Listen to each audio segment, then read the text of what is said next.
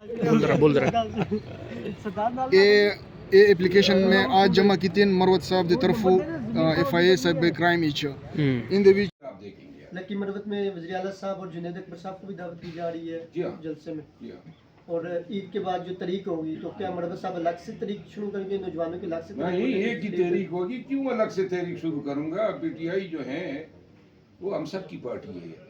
یہ نکالنے کا جو یہ گیم ہے نا، سمد یعقوب ہے، عمر فیاض شاہ ہے، عمر بنیری ہے، ایک دوسرا ہے جس کے خلاف میں گیا ہوں اور یہ رسید ملی ہے.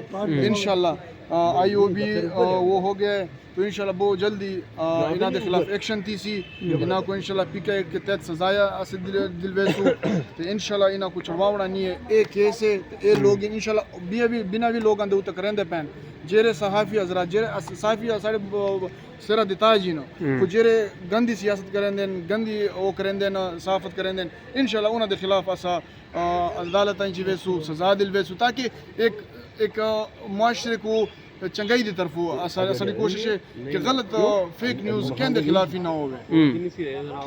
آپ دیکھیں گے. لکی مروت میں وزیر اعلیٰ صاحب اور جنید اکبر صاحب کو بھی دعوت دی جا رہی ہے جلسے میں، اور عید کے بعد جو تاریخ ہوگی تو کیا مروت صاحب الگ سے تاریخ شروع کریں گے، نوجوانوں کی الگ سے نہیں، ایک ہی تحریک ہوگی. کیوں الگ سے تحریک شروع کروں گا؟ پی ٹی آئی جو ہے وہ ہم سب کی پارٹی ہے.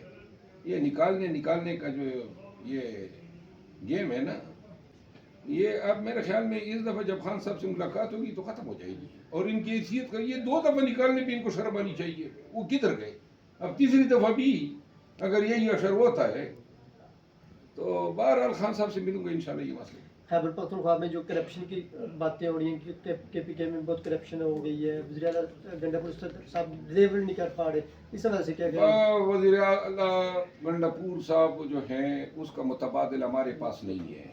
کرپشن کے صرف الزامات ہیں، رتی برابر جو ہیں کرپشن کا کوئی اسکینڈل آج تک نہیں آیا ہے. پی ٹی آئی کو بدنام کرنے کے چکر میں اپنوں کا ہی بیڑا نکال دیا ہے.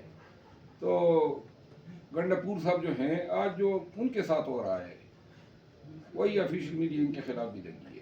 لاسٹ میں سر یہ بتائیں کہ آپ کی ویڈیو وائرل ہے قومی اسمبلی میں کہ مجھے کیوں نکالا، اور آپ کہہ رہے ہیں کہ نواز شریف صاحب کو جو پینامہ میں نکالا گیا وہ غلط نکالا گیا، تو کیا مجھے کیوں نکالا، تو آپ اس کا کیا وضاحت دینا چاہیں گے؟ بڑی بڑی تنقید آپ پر ہو رہی ہے کہ آپ نواز شریف صاحب کو کہہ رہے ہیں کہ انہوں نے تنقید کریں تو 100 دفعہ کریں.